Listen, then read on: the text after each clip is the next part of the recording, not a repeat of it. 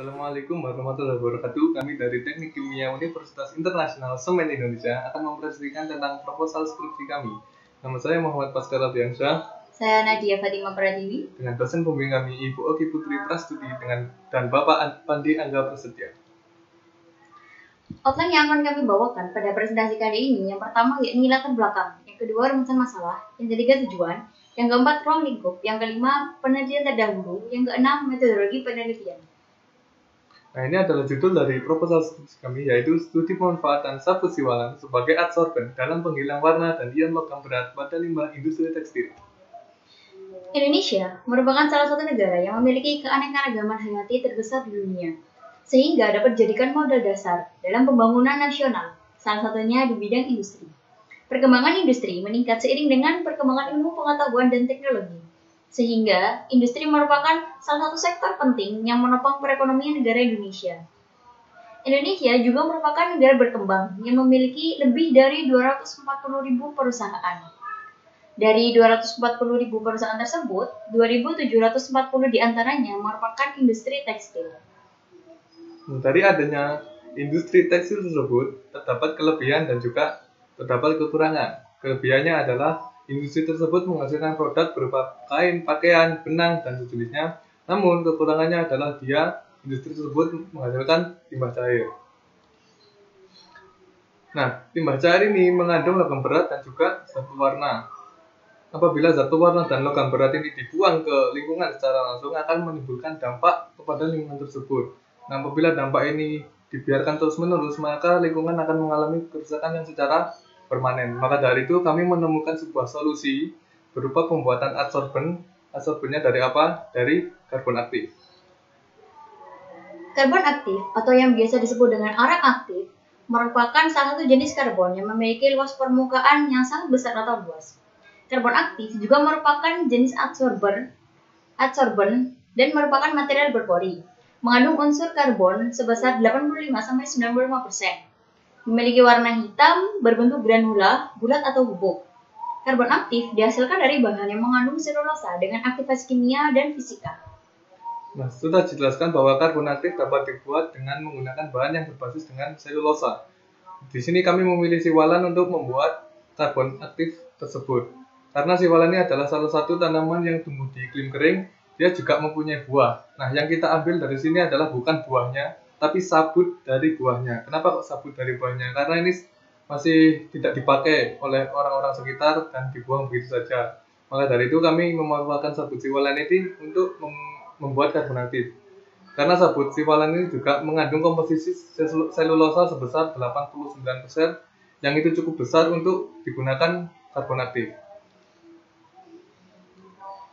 Dari latar belakang yang telah kami paparkan, kami mengambil rumusan masalah yang pertama. Bagaimana karakteristik adsorben dari sabut siwalan? Yang kedua, bagaimana pengaruh variasi konsentrasi aktivator dan suhu karbonasi terhadap efektivitas karbon aktif? Yang ketiga, bagaimana model kinetika adsorpsi isotermis yang sesuai untuk proses adsorpsi menggunakan karbon aktif dari sabut siwalan? Nah, dari rumusan masalah tersebut kita menemukan 3 tujuan. Pertama adalah mengetahui karakteristik adsorben dari sabut siwalan. Yang kedua adalah mengetahui pengaruh variasi konsentrasi aktivator dan suhu karbonasi terhadap efektivitas karbon aktif. Dan yang ketiga, menganalisa model kinetika adsorpsi isotermis yang sesuai untuk proses adsorpsi menggunakan karbon aktif dari sabut siwalan.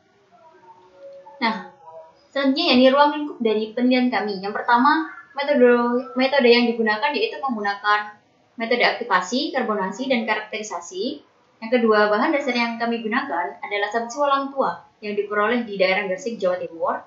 Yang ketiga, mengetahui karakteristik bahan dengan uji SEM, XRD, dan uji BET. Yang keempat, faktor yang kami teliti adalah penambahan aktivator KOH dan H3PO4 dan suhu proses karbonasi yaitu 400, 500, 600, dan 700 derajat. Nah, ini adalah acuan penelitian terdahulu kami. Di antaranya ada penulisnya Haryono tahun 2015 dan Asri tahun 2019. Selanjutnya yakni metodologi penelitian. Di sini kami menggunakan metodologi penelitian review jurnal. Dikarenakan adanya pandemi COVID-19 ini, jadi kami belum bisa melakukan eksperimen. Nah, langkah-langkah yang kami gunakan untuk review jurnal, yang pertama, mencari jurnal-jurnal yang relevan. Selanjutnya, mencari topik jurnal yang sesuai dengan topik penelitian kami, yaitu pemanfaatan sabut siwalan sebagai karbon aktif. Lalu, mencari variabel yang relevan dengan penelitian kami. Lalu selanjutnya, melakukan perbandingan antara jurnal satu dengan jurnal yang lain untuk menemukan hasil yang lebih akurat.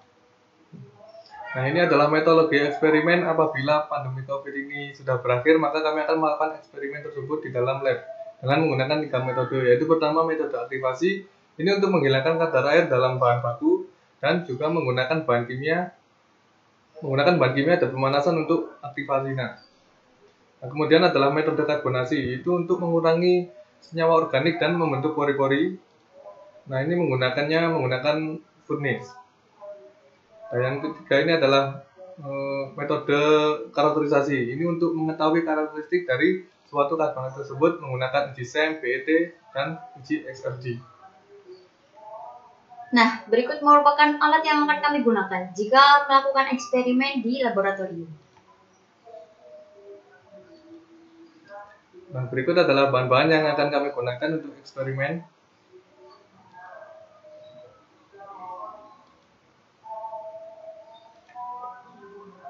Berikut merupakan variabel penelitian dari penelitian kami. Yang pertama, ukuran partikel berukuran 100 mesh. Yang kedua, suhu karbonasi. Yang ketiga, jenis aktivator, yaitu KOH dan H2PO4. Yang keempat, konsentrasi dari aktivator. Nah, ini adalah beberapa perlakuan yang kita gunakan untuk eksperimen. Yang pertama adalah pre-treatment, yaitu memisahkan sabut siwalan dengan daging buahnya. Kemudian sabutnya kita oven dengan suhu 110 derajat Celcius, kemudian kita masukkan desikator untuk menghilangkan kadar air, dan jadilah sabut siwalan kering. Setelah tahap pre-treatment tersebut, selanjutnya yakni tahap aktivasi. Yang pertama, sabut siwalan kering direndam dengan aktivator H3PO4 dan KOH, lalu diambil dan dimasukkan ke dalam oven, lalu dimasukkan ke dalam desikator, yang selanjutnya akan menghasilkan sabut siwalan yang sudah aktif. Nah, sabut siwalan yang sudah aktif tersebut dimasukkan ke dalam furnace, yang akhirnya nanti akan menghasilkan karbon aktif. Nah, kemudian yang ketiga adalah uji karakterisasi. Nah, karbon aktif yang tadi sudah dilakukan uji, itu diayak menggunakan ayakan berukuran 100 mesh untuk menghasilkan karbon aktif yang halus. Nah, setelah dapat karbon aktif halus, ini dilakukan 3 uji karakterisasi, yaitu uji BET, uji SEM, dan uji XRD untuk mengetahui karakteristik dari karbon aktif tersebut. Selanjutnya, yakni pembuatan larutan baku. Pembuatan larutan baku ini bertujuan untuk kalibrasi dari larutan baku tersebut. Pembuatan larutan baku ini diuji dengan spektrofotometri dengan panjang gelombang yang sudah ditentukan. Nah, kemudian yang terakhir adalah uji limbah tekstil. Nah, ini 5 gram karbon aktif tadi yang sudah kita perlakukan, kemudian dicampurkan dengan larutan limbah tekstil plus aquades dengan perbandingan 4:6, kemudian diaduk menggunakan shaker selama 120 menit supaya homogen. Setelah itu kita ambil 2 ml dari hasil pengadukan dan kita uji dalam spektrofotometri yang sudah dikalibrasi sebelumnya dengan larutan induknya dengan panjang gelombang yang sudah ditentukan. Nah, yang terakhir yakni analisa partikel. Di sini, yang pertama, kita analisa partikel dengan menggunakan alat BET untuk mengetahui luas permukaan dan struktur pori dari karbon aktif. Yang kedua, menggunakan alat SEM yang digunakan untuk memperoleh morfologi partikel.